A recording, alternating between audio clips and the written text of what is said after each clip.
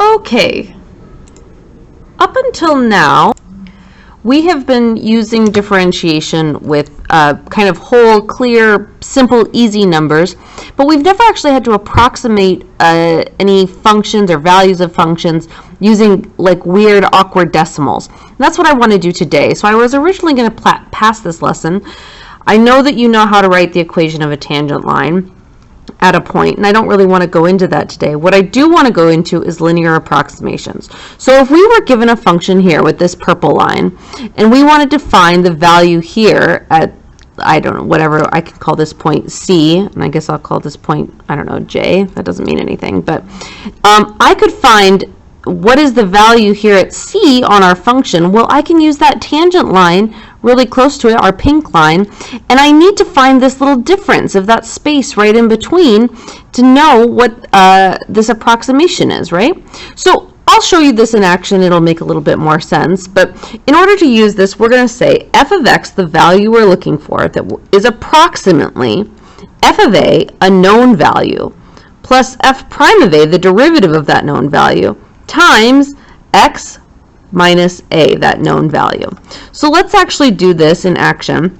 We want to find the approximation of the square root of 26 without using a calculator. Well, I can write this as the form y is equal to the square root of x. That seems pretty basic. And y prime, in this case, I can rewrite this as x to the 1/2, is going to be 1 over 2 radical x, right? So f of, or y, I should have written this as f, but it doesn't really matter. Y of 5 is equal to, or y of 25, excuse me, y of 25 is equal to 5, right? Square root of 5. Square root of 25 is 5. And y prime of 25 is going to be equal to 1 over 2 times the square root of 25, which equals 1 over 10. All right? So now we can actually approximate that value. Well, y of 26 is approximately y of 25, which is 5, plus the derivative, 1/10, times 26 minus 25.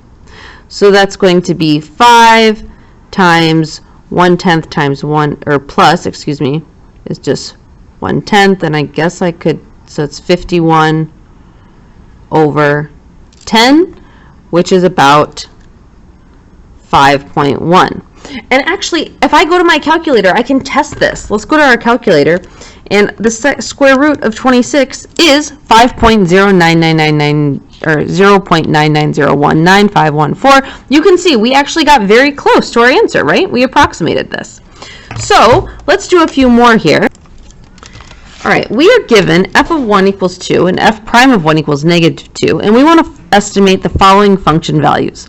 First, we want to estimate f of 2. Well, f of 2 is going to be equal to, or approximately equal to, f of 1 plus f prime of 1 times 2 minus 1, right? So this is going to be approximately 2 plus -2 times 1, which is approximately 2 plus -2, which is 0. Okay, so far so good. We can also do this with f of 1.5. Well, f of 1.5 is going to be approximately, again, f of 1 plus f prime of 1 times, in this case, I'm going to have 1.5 minus 1.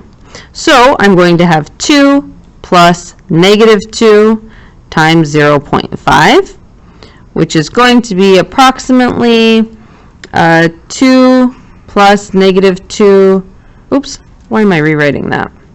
Oh, pause 1 second here. All right, sorry. So it's 2 plus -1, which is approximately 1.